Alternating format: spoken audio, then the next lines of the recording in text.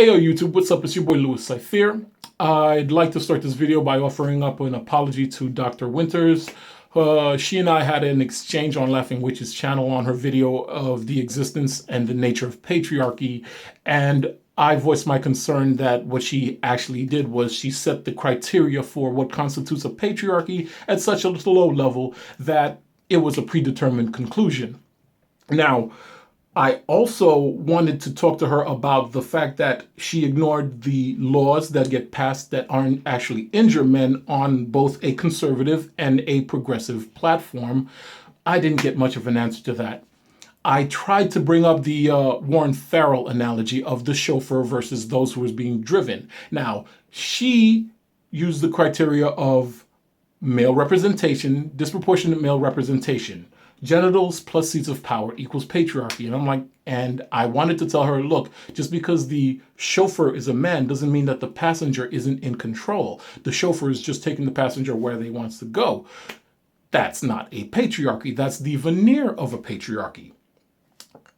The problem with Dr. Winters' line of reasoning, the reason why she categorized patriarchy in such a minute, myopic way is because that if she actually takes the time to define patriarchy, then she stumbles on her own hypothesis. Like, for example, feminists and leftist progressives tend to itemize the patriarchy in the sense of who has the power. Well, then they have to go in some kind of social hierarchy. First, you have your capitalist, then you have your gender, then you have your race, then you have your religion, then you have your able-bodied individuals. See, when you set up that hierarchy, when you have to use those kinds of equivocations, you don't end up with a patriarchy. You end up with what feminists call a chiarchy and what men call an oligarchy. See, this whole kerfuffle kind of tumbles into this grand conspiracy theory of cultural Marxism, in that cultural Marxists have to take out the power structure, to take out the male-centered power structure, they have to take all the things out beneath it. And that's where a lot of the confusion comes.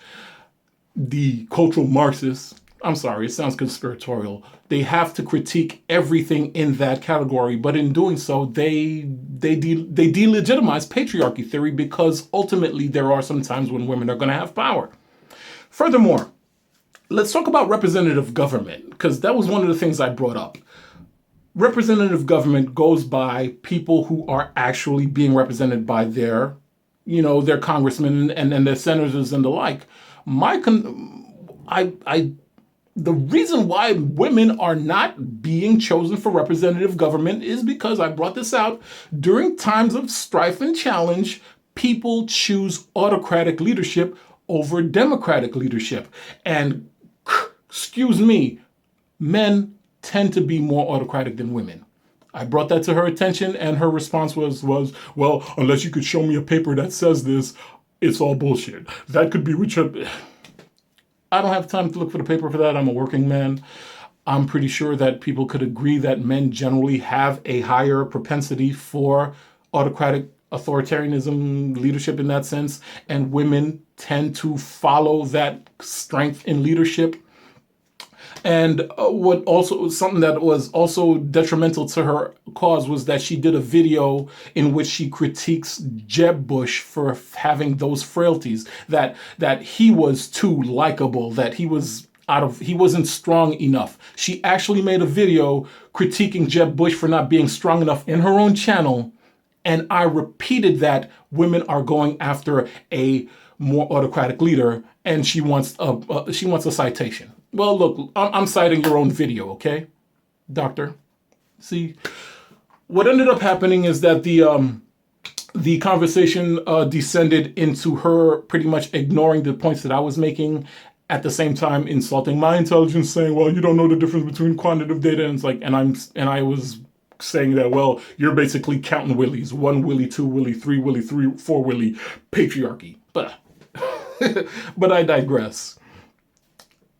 What gets left out of this is that, point of fact, women are going to have to toughen up and take all the rigors of being a leader.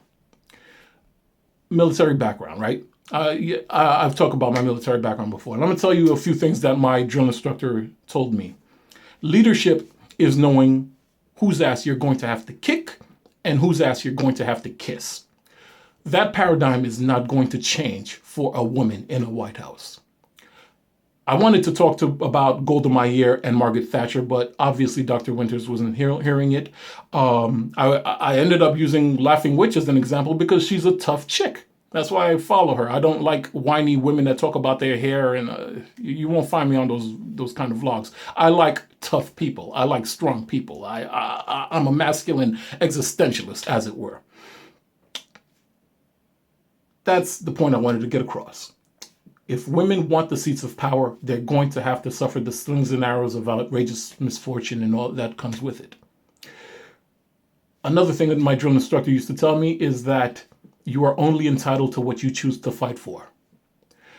You will destroy anything when you ask for special treatment, when you ask that the government give out quotas for hiring women Congress people, that you make men out, you turn men into slaves. When you play the gender card, you lose your command presence. Women need to understand what power is.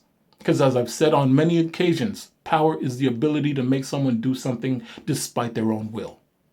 The more that you avoid conflict, the more that you are wishy-washy, you do not get to a seat of power.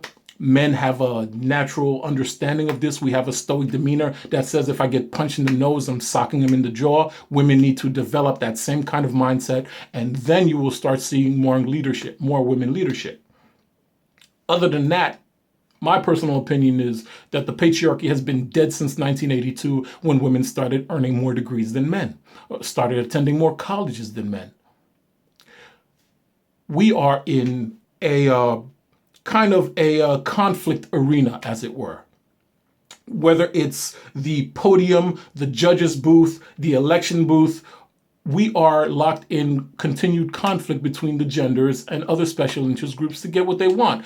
That's not a patriarchy, that's just combat. People are going to advocate for what's in their best interest, period. Doesn't matter if you're a man, doesn't matter if you're a woman, it could matter if you're a Catholic, if you have other ups like Catholics, if you're rich, if you are a white man, yes, you have some advantages, but in the end, you're still locked in a combat for your own special interests, lowering taxes or universal health care. All of that comes with the fact that we are in a representative government, not a patriarchy, that advocates for the interests of certain collectives. That's it.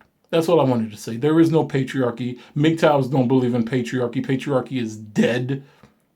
Feminists, well, if you believe in patriarchy, fine, but get serious, all right? You're still going to have to fight for what you want because no one is going to give you the seat of power just because you have a vajayjay. This is Louis Cypher signing out.